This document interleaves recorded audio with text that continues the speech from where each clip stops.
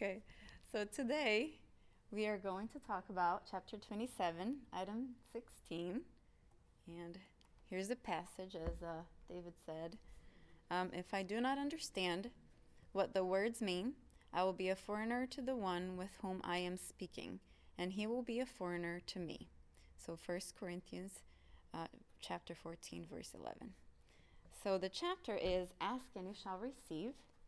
And the title of item 16 is Intelligible Prayers. So intelligible means something that you can comprehend or understand.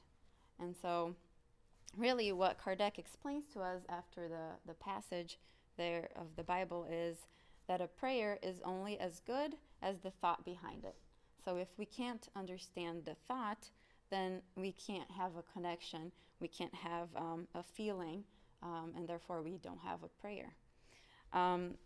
So, and again, he speaks eloquence, and we spoke about this. I think David has spoken about prayer before. Priscilla has spoken about it before. And again, this is more of a review for us, but it's good because then it really sticks to our mind.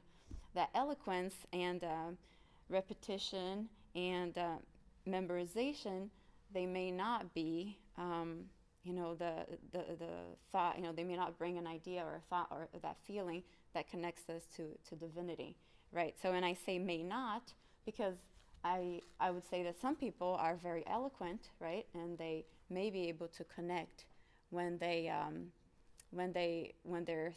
saying the prayer and they understand it, or when somebody else is saying the prayer, they understand it. So I think we're all different, right? So as long as you understand, right? It's the thought that you have behind it, and we're all different. And so as long as there's that thought that touches your heart and that you're connected, then you're good. You can definitely feel that you're praying. And then we also learned that God is more interested in the depths of our heart, our thoughts, and our sincerity, really, than the words that come out of our mouth. So that's important for us to know, that the feeling that we feel is the most important part when we're praying. Then the rest of the chapter talks a little bit about the characteristics of a prayer, and I thought I would mention that because then that definitely helps us really understand what a prayer, what a good prayer, or what really, how we should be praying. Sincerity, right? So we should have sincerity and be honest with ourselves and be honest with God, so that God knows exactly what we're asking, or what exactly how we're feeling. So we should definitely be honest when we're praying. We should have humility, because we should know exactly what we're asking for, know ourselves, and know how we have to improve, know that we have to improve, and how we have to improve so that we can ask for the right things. And finally, we should have feelings of charity, right? So we should not be hypocrites and ask God to forgive us, being that we may not have forgiven the brother or that may have done wrong to us. And one important thing is to say, we're not perfect, so obviously we will have feelings of uncharitable feelings.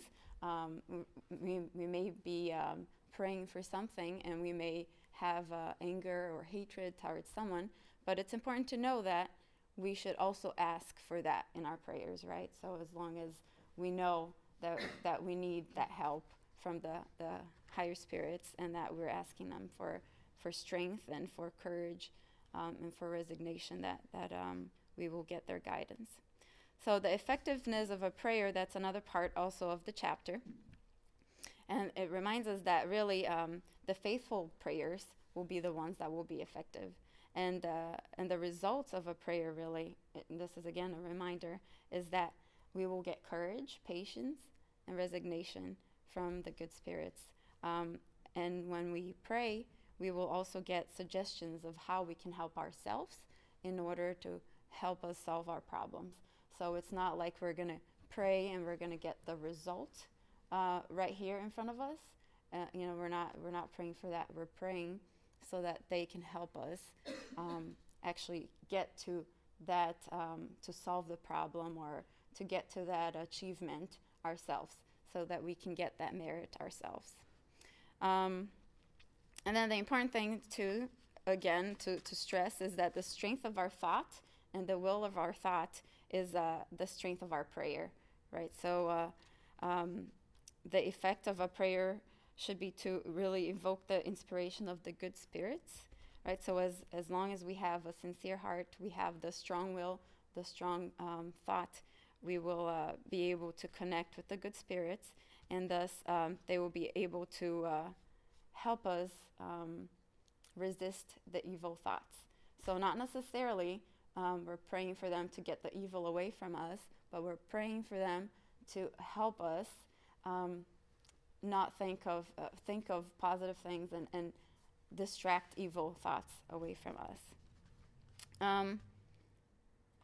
And finally, the good spirits, again, they can't really go against the will of God or the laws of nature. They really will guide our free will, and without really making the decisions for us, like I said, they leave that exercise of discernment of what's right and what's wrong for us to do. But they will always be there. You know, the gospel was very, very interesting, and the gospel reminds us that we can be certain that they will always be there for us. This guidance will always be there. Like the chapter says, ask and you shall receive. But we just have to make sure that we're listening. That's all I have. Thank you.